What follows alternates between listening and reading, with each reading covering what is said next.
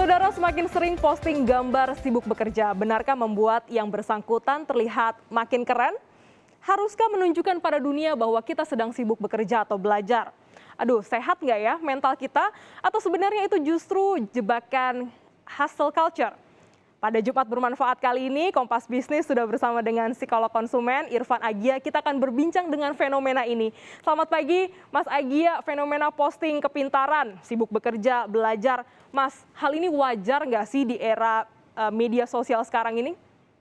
Ya, jadi era sosial media kita kan sebenarnya banyak terekspos ya sama informasi dan dunia di mana banyak orang-orang yang sukses gitu ya, terus living a good life, dan secara nggak langsung kita tuh pengen mengamati apa sih yang bikin mereka itu tuh bisa sukses, bahagia gitu, dan salah satunya adalah mereka sering posting gitu ya, kegiatan, kemudian kerja. Nah, ini perlahan membangun keyakinan bahwa menjadi selalu aktif ya, tanda kutip selalu aktif, itu hal yang keren juga gitu, dan kita ingin membangun citra gitu kan, bahwa kita tuh juga orang yang senang bekerja keras gitu ya, karena kita pengen dapat atensi gitu ya, dan appraisal dari lingkungan media sosial.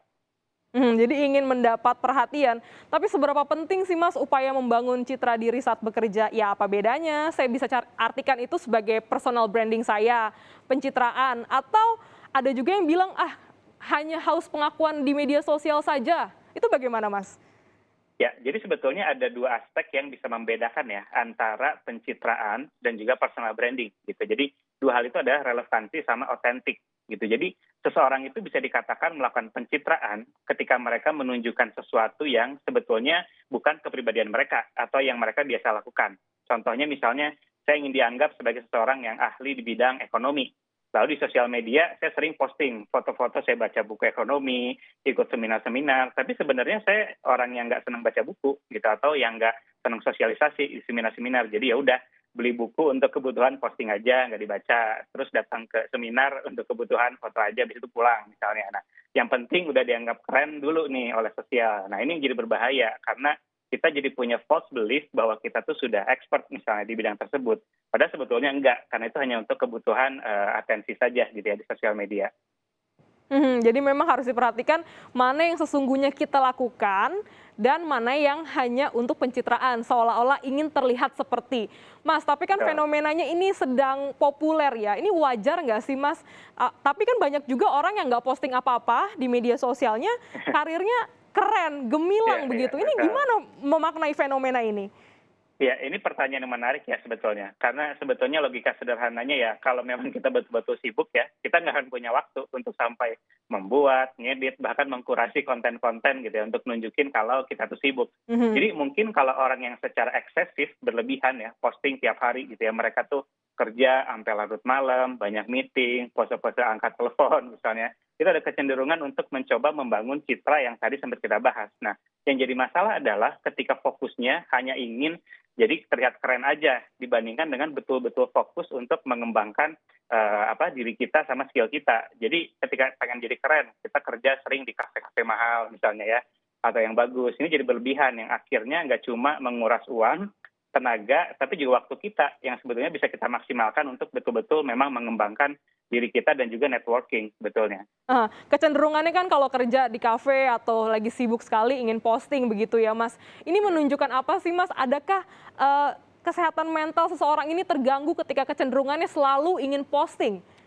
Ya, jadi sebetulnya hal yang wajar ya ketika kita memang melakukan kerja keras atau hard work, menunjukkan kita melakukan sesuatu dengan passion, kemudian fokus menyelesaikan deadline misalnya. Tapi yang jadi berbahaya adalah ketika kita menganggap kalau kita tidak bekerja keras itu adalah hal yang buruk gitu. Mhm. Kita akan punya belief bahwa kalau kita nyantai-nyantai aja nih gitu ya, itu ada sesuatu yang salah nih sama kita. Kita akan punya guilty feeling gitu kalau kita nggak banyak kerjaan, dan jadi mikir nanti saya akan dipersepsi sebagai seseorang yang tanda kutip lemah gitu ya. Nah, itu Mhm. udah mulai kena tuh secara mental ya. Itu yang harus kita hindari. Jadi jangan sampai kita percaya bahwa kalau nggak kerja keras gitu ya, nggak posting kita aktif, itu tuh sesuatu yang buruk.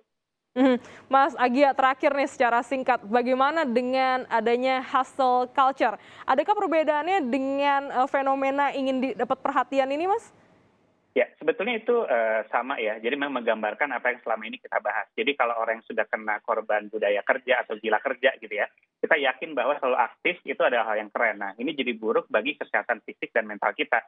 Jadi kita perlu menyadari bahwa banyak sekali aspek kehidupan lain ya di luar pekerjaan. Dan dibandingkan kita fokus menghabiskan waktu untuk sekedar membangun citra, terlihat keren, kita bisa memfokuskan diri untuk menjaga pola istirahat kita gitu ya, time sama energy management, sehingga kita memang betul-betul otentik, lebih produktif seperti itu. Wah, menarik sekali ya Mas. Ini ada fenomena, tapi di akhir pekan ini jadi momen yang terbaik untuk kembali evaluasi diri. Apakah saya ini gila kerja, saya pencitraan, atau memang ini personal branding yang ingin saya ciptakan untuk teman-teman saya. Terima kasih Mas Irfan Agia telah bergabung di Terima kasih, Kompas Glenn. Bisnis pada pagi hari ini.